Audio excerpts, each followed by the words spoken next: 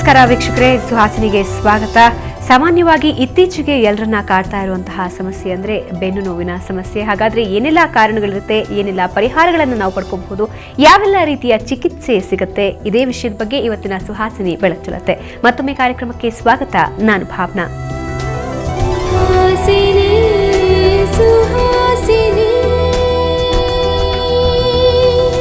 ಇದ್ರ ಬಗ್ಗೆ ನಮ್ಮ ಜೊತೆ ಮಾತಾಡೋದಕ್ಕೆ ಖ್ಯಾತ ವೈದ್ಯರಾದಂತಹ ಸುರೇಂದ್ರ ಶೆಟ್ಟಿ ಅವರು ನಮ್ಮ ಜೊತೆ ಇದ್ದಾರೆ. ಕಾರ್ಯಕ್ರಮಕ್ಕೆ ಸ್ವಾಗತ ಸುರೇಂದ್ರ ಅವರೇ. ನಮಸ್ಕಾರ. ಈಗಾಗಲೇ ಹೇಳಿದ ಹಾಗೆ ಸಾಮಾನ್ಯವಾಗಿ ಇತ್ತೀಚಿನ ದಿನದಲ್ಲಿ ಅತಿ ಹೆಚ್ಚಾಗಿ ಈ ಬೆನ್ನು ನೋವಿನ ಸಮಸ್ಯೆ, ಸೊಂಟದ ನೋವಿನ ಸಮಸ್ಯೆಗಳು ಕಾಣಿಸ್ಕೊಳ್ತಾ ಇದೆ. ಇದಕ್ಕೇನು ಕಾರಣ ಅಂತೀರಾ? ಇತ್ತೀಚಿನ ದಿವಸದಲ್ಲಿ ಸ್ವಲ್ಪ ಹೆಚ್ಚು ಕಂಡಿರ್ಬೋದು, ಆದರೆ ಇದು ಅನಾದಿ ಕಾಲದಿಂದಲೂ ಕೂಡ ಬೆನ್ನು ನೋವು ಅನ್ನೋಂಥದ್ದು ಮಾನವ ಯಾವತ್ತೂ ಮಂಗನಿಂದ ಮಾನವ ಅಂತ ಹೇಳ್ತಾರೆ. 4 ಕಾಲು ಬಿಟ್ಟು 2 ಕಾಲಲ್ಲಿ ನಿಂತ್ಕೊಳ್ಳಿಕ್ಕೆ ಶುರು ಮಾಡಿದ್ರೆ ಆವತ್ತಿನಿಂದ ಅವರಿಗೆ ಬೆನ್ನು ನೋವು ಕಾಡ್ತಾ ಇದೆ. ಓಕೆ.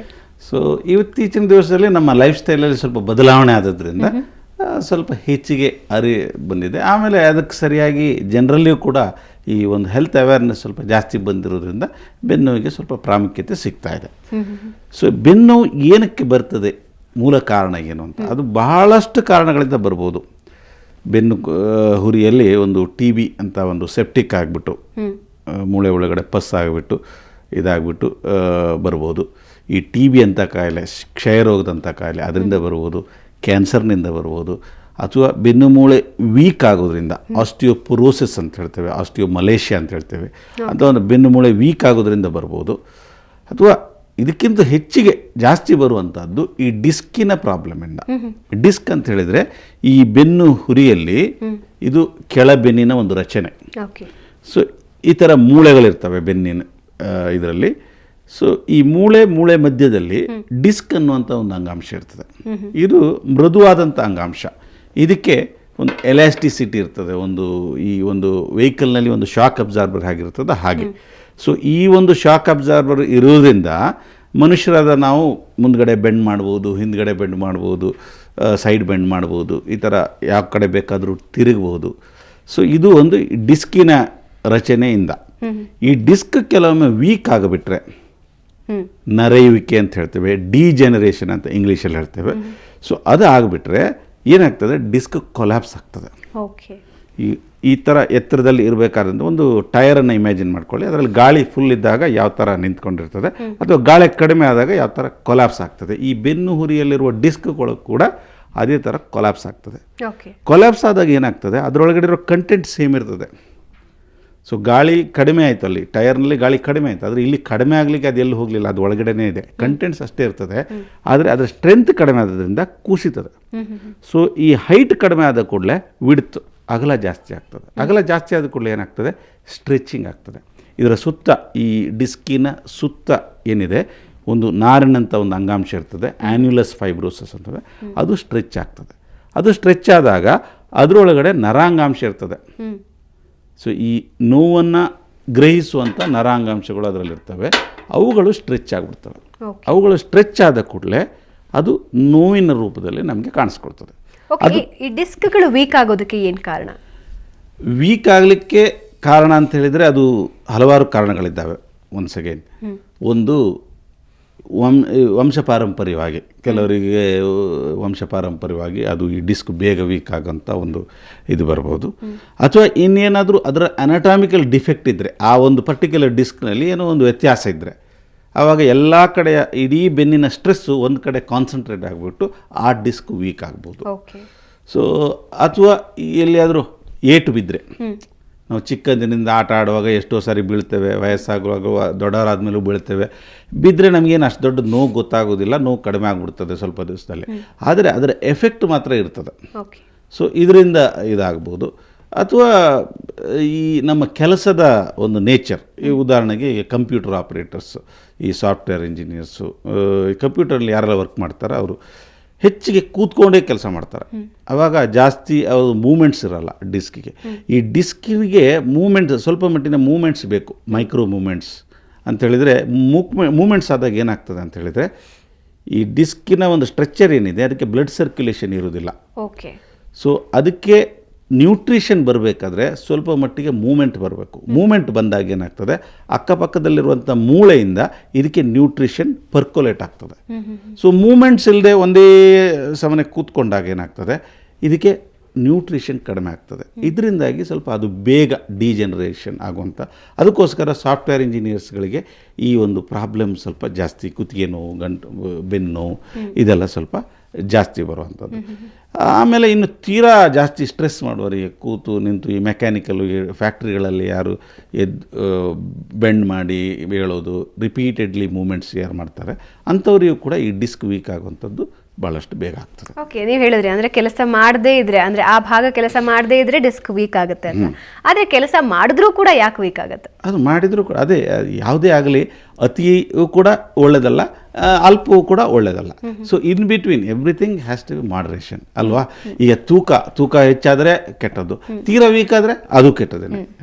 ಸೊ ತೀರಾ ವೀಕ್ ಆದವರಿಗೂ ಮೂಳೆ ವೀಕ್ ಆಗಿಬಿಡ್ತದೆ, ತೀರಾ ಜಾಸ್ತಿ ಇದ್ದವರಿಗೂ ಕೂಡ ಮೂಳೆ ಸ್ಟ್ರೆಂತ್ ಸಾಕಾಗೋದಿಲ್ಲ. ಸೊ ಹಾಗಾಗಿ ಮಧ್ಯಮ, ಎಲ್ಲದಕ್ಕೂ ಯಾವುದೇ ವಿಚಾರ ತಗೊಳ್ಳಿ, ಮಧ್ಯಮ ಆಲ್ವೇಸ್ ಬೆಟರ್. ಈ ತೀರಾ ಆಚೆಗೂ ಅಲ್ಲ, ತೀರಾ ಈಚೆಗೂ ಅಲ್ಲ. ಹಾಗಾಗಿ ಏನು ಕೆಲಸ ಮಾಡ್ತಿದ್ದವರಿಗೂ ಮೂಳೆ ವೀಕ್ ಆಗ್ತದೆ. ಸೊ ತೀರಾ ಜಾಸ್ತಿ ಆದವರಿಗೂ ಕೂಡ ಡಿಸ್ಕಿಗೆ ಅದು ಸ್ಟ್ರೆಸ್ ಜಾಸ್ತಿ ಆಗಿಬಿಟ್ಟು ಅದು ಪ್ರಾಬ್ಲಮ್ ಕೊಡ್ತದೆ. ಓಕೆ, ಇವಾಗ ನಮಗೆ ಡಿಸ್ಕ್ ವೀಕ್ ಆಗಿದೆ, ಏನೋ ಬೆನ್ನು ನೋವು ಸಮಸ್ಯೆ ಕಾಣಿಸ್ಕೊಳ್ತಾ ಇದೆ ಅಂತ ಗೊತ್ತಾಗೋದು ಯಾವಾಗ? ಅಂದರೆ ಸಾಮಾನ್ಯವಾಗಿ ಸ್ವಲ್ಪ ಜಾಸ್ತಿ ಕೆಲಸ ಮಾಡಿದ ಟೈಮಲ್ಲಿ ಸಾಮಾನ್ಯವಾಗಿ 1 ದಿನಾನೋ 2 ದಿನಾನೋ ಬೆನ್ನು ನೋವು ಕಾಣಿಸ್ಕೊಳುತ್ತೆ, ಅದಾದ ನಂತರ ಹೊಟ್ಟೋಗ್ಬಿಡುತ್ತೆ. ಆದರೆ ಡಿಸ್ಕ್ಗೆ ತೊಂದರೆ ಆಗಿದೆ, ಇದು ಮುಂದೆ ಹೋಗಿ ದೊಡ್ಡ ಸಮಸ್ಯೆ ಆಗಬಹುದು ಅನ್ನೋ ಲಕ್ಷಣಗಳು ಹೇಗಿರುತ್ತೆ? ಲಕ್ಷಣಗಳಂತಂದರೆ ಡಿಸ್ಕಿನ ಪ್ರಾಬ್ಲಮಿಗೆ ನಾವೊಂದು ಯೂಶಲಿ ಸಿಂಪ್ಟಮ್ಸ್ ವೈಸ್ ನಾವು ಹೇಳಬೇಕಾದ್ರೆ ಒಂದು ಸಿಟ್ಟಿಂಗ್ ಇಂಟಾಲರೆನ್ಸ್ ಅಂತ ಹೇಳ್ತೀವಿ. ಅಂಥೇಳಿದರೆ ಜಾಸ್ತಿ ಹೊತ್ತು ಕೂತ್ಕೊಂಡಾಗ, ಒಬ್ಬ ವ್ಯಕ್ತಿ ಒಂದು ಕಡೆ ಹೋಗಿ ಕೂತ್ಕೊಂಡಾಗ ಒಂದು 5-10 ಮಿನಿಟು ಓಕೆ ಆಗಿರ್ತಾನೆ. 10 ಮಿನಿಟ್ ಆದಮೇಲೆ ಅವನಿಗೆ ಸ್ವಲ್ಪ ನೋವು ಶುರು ಆಗ್ತದೆ. ಇನ್ನೊಂದು 15 ಮಿನಿಟು, 20 ಮಿನಿಟು, 30 ಮಿನಿಟ್ ಆಗುವಾಗ ಎದ್ದೇಳಲೇಬೇಕು, ಅಷ್ಟು ನೋವು ಬರ್ತದೆ. So that we call as a sitting intolerance. This is the sign of ಯಾವುದು, ಈ ಡಿಸ್ಕ್ ವೀಕ್ ಆಗಿದೆ ಅನ್ನುವಂಥದ್ದು ಒಂದು ಸೈನ್. ಸೊ ಈ ಥರ ಯಾರಿಗೆ ಪ್ರಾಬ್ಲಮ್ ಇರ್ತದೆ, ಈಗ ಒಂದು ಕಡೆ ಕೂತ್ಕೊಳ್ಳೋಕ್ಕಾಗಲ್ಲ, ಜಾಸ್ತಿ ಹೊತ್ತು ಕೂತ್ಕೊಳ್ಳೋಕ್ಕಾಗಲ್ಲ, ಕೂತ್ಕೊಂಡಾಗ ಎದ್ದೇಳಬೇಕು, ಎದ್ದು 4 ಸುತ್ತು ಹಾಕಿಬಿಟ್ಟು ಮತ್ತೆ ಪುನಃ ಕೂತ್ಕೊಂಡ್ರೆ ಸ್ವಲ್ಪ ಹೊತ್ತು ಆರಾಮಾಗಿರ್ತಾರೆ. ಅಂಥ ಒಂದು ಸಿಂಪ್ಟಮ್ಸ್ ಯಾರಿಗಿರ್ತದೆ ಅವರಿಗೆ ಡಿಸ್ಕ್ ಡಿಜೆನರೇಷನ್ ಆಗಿರುವಂಥ ಚಾನ್ಸಸ್ ಜಾಸ್ತಿ. ಆಮೇಲೆ ಇನ್ನು ಡಿಸ್ಕ್ ಜಾಸ್ತಿ ವೀಕ್ ಆಗಿಬಿಟ್ಟು ಕೆಲವೊಮ್ಮೆ ಏನಾಗ್ತದೆ, ಅವರು ಏನಾದರೂ ಚಿಕ್ಕ ಪುಟ್ಟ ಕೆಲಸ ಮಾಡ್ಲಿಕ್ಕೆ ಹೋದಾಗ, ಎದುರುಗಡೆ ಬಗ್ಗುವುದು, ಭಾರ ಎತ್ತುವುದು ಅಂಥದ್ದು ಏನಾದ್ರು ಮಾಡೋದಕ್ಕೆ ಹೋದಾಗ ಈ ಡಿಸ್ಕ್ ಹರಿದು ಹೋಗ್ತದೆ. ಡಿಸ್ಕ್ ಹರಿದು ಹೋಗಿಬಿಟ್ಟು ಅದು ಈ ಹೊರಗೆ ಬರ್ತದೆ. ಈ ರೀತಿ ಈ ಒಂದು ಡಿಸ್ಕಿನ ಒಂದು ರಚನೆ ಇದು. ಹೊರಗಡೆ ಈ ಒಂದು ಆನ್ಯುಲಸ್ ಫೈಬ್ರೋಸಸ್, ಈ ರಿಂಗ್ ಥರ ಇರುವಂಥ ಒಂದು ಸ್ಟ್ರಕ್ಚರ್ ಇರ್ತದೆ. ಆಮೇಲೆ ಒಳಗಡೆ ಇರುವಂಥದ್ದು ನ್ಯೂಕ್ಲಿಯಸ್ ಪಲ್ಪೋಸಸ್, ಮೆತ್ತಗಿರುವಂಥ ಒಂದು ಅಂಗಾಂಶ, ಅದು ಹರಿದು ಬಿಟ್ಟು ಹೀಗೆ ಹೊರಗಡೆ ಬರ್ತದೆ. ಹೊರಗಡೆ ಬಂದಾಗ ಏನಾಗ್ತದೆ, ಆ ಡಿಸ್ಕ್ ಹರಿದು ಹೋದಾಗ ಏನಾಗ್ತದೆ, ಡಿಸ್ಕಿನ ಮೊದಲಿಗೆ ಆ ಭಾಗದ ನೋವು ಬರ್ತದೆ. ಸೊಂಟದ ಭಾಗದ ಡಿಸ್ಕ್ ಹರಿದು ಹೋದರೆ ಸೊಂಟ ನೋವು ಬರ್ತದೆ, ಅಥವಾ ಕತ್ತಿನ ಭಾಗದ ಡಿಸ್ಕ್ ಹೋದರೆ ಕತ್ತಿನ ನೋವು ಬರ್ತದೆ. ಆದರೆ ಈ ಕ್ರಮೇಣ ಇದು ಪೆರಿಫೆರಲೈಸೇಷನ್ ಅಂತೇಳಿದ್ರೆ ಕೆಳಕ್ಕೆ ಹೋಗ್ತದೆ. ಉದಾಹರಣೆಗೆ ಸೊಂಟದ ಭಾಗದಲ್ಲಿ ಡಿಸ್ಕ್ ಹರಿದು ಹೋದರೆ ಮೊದಲು ಬೆನ್ನು ಇರ್ತದೆ ಒಂದು 2-3 ದಿವಸ, ಆನಂತರ ಪೃಷ್ಠದ ಭಾಗದಲ್ಲಿ ನೋವು ಬರ್ತದೆ. ಹಾಗೆ ಸುಮ್ಮನೆ ಇದ್ದರೆ ಮತ್ತು ಜಾಸ್ತಿ ಏನು ಟ್ರೀಟ್ಮೆಂಟ್ ಮಾಡಲಿಲ್ಲ ಅಂದರೆ ಕಾಲಿನ ಹಿಂಭಾಗಕ್ಕೆ ನೋವು ಹೋಗ್ತದೆ. ಆಮೇಲೆ ಮಾಂಸಖಂಡದಲ್ಲಿ ಕಾಲಿನ ಯಾವುದು ಈ ಮಾಂಸಖಂಡಗಳೇನಿದ್ದಾವೆ ಅದಕ್ಕೆ ಹೋಗ್ತದೆ, ಅಥವಾ ಪಾದದ ಮೇಲ್ಭಾಗದಲ್ಲಿ ಅಥವಾ ಕೆಳಭಾಗದಲ್ಲಿ. ಸೊ ಅಂತೇಳಿದರೆ ಒಂಥರ ನೋವು ಓಡಿ ಹೋದಂಗೆ, ಮುಂಚಿನ ದಿವಸ ಇಲ್ಲಿದ್ದದ್ದು ಮಾರನೇ ದಿವಸ ಇಲ್ಲಿ, ಆಮೇಲೆ ಇಲ್ಲಿ, ಹಾಗೆ it is a running pain. ನಮ್ಮ ಕಡೆ ಭಾಷೆಯಲ್ಲಿ ಇದಕ್ಕೆ ಓಡು ಕಸ ಅಂತ ಹೇಳ್ತಾರೆ. ಕಸ ಅಂತೇಳಿ, ಈ ಕಡೆ ಕಸ ಅಂತ ಹೇಳಿದ್ರೆ ಇದು ಬೇರೆ ಏನೋ ಅರ್ಥ ಆಗ್ತದೆ. ಸೊ ಓಡು ಕಸ ಅಂತ ಹೇಳ್ತಾರೆ, ಅಂದರೆ ರನ್ನಿಂಗ್ ಪೇಯ್ನ್ ಅಂತ ಅರ್ಥ. ಸೊ ಇದಕ್ಕೆ ಮೊದಲು ಸಯಾಟಿಕ್ ಅಂತ ಕೂಡ ಕರೀತಿದ್ರು. ಸಯಾಟಿಕ್ ಅಂತ ಯಾಕೆ ಹೇಳ್ತಿದ್ರು ಅಂತ ಹೇಳಿದ್ರೆ, ಸಯಾಟಿಕ್ ನರ್ವ್ ಎಲ್ಲಿ ಹೋಗ್ತದೆ ಅಲ್ಲೆಲ್ಲ ಈ ನೋವು ಬರ್ತದೆ. ಹಾಗಾಗಿ ಇದು ಸಯಾಟಿಕ್ ನರ್ವ್ನ ತೊಂದರೆ ಅಂತ ಹಿಂದಿನವರು ಗ್ರಹಿಸಿದರು. ಆವಾಗ ಅವರಿಗೆ ಇದರ ಕರೆಕ್ಟ್ ಕಾನ್ಸೆಪ್ಟ್ ಗೊತ್ತಿರಲಿಲ್ಲ. ಆವಾಗ ಅವರು ಸಯಾಟಿಕ್ ನರ್ವಿಂದ ಏನೋ ಪ್ರಾಬ್ಲಮ್ ಆಗಿದೆ, ಅದಕ್ಕೋಸ್ಕರ ಸಯಾಟಿಕಾ ಅಂತ ಹೆಸರು ಕೊಟ್ಟರು. ಸಯಾಟಿಕಾ ಅಂದರೆ ಬೇರೆ ಏನಲ್ಲ, ಡಿಸ್ಕ್ ಪ್ರೊಲಾಪ್ಸಿನ ಈ ಒಂದು ರನ್ನಿಂಗ್ ಪೇಯ್ನ್ ಏನಿದೆ ಅದು ಕೂಡ ಬೇರೆ ಏನಲ್ಲ, ಅದು ಅದೇನೆ.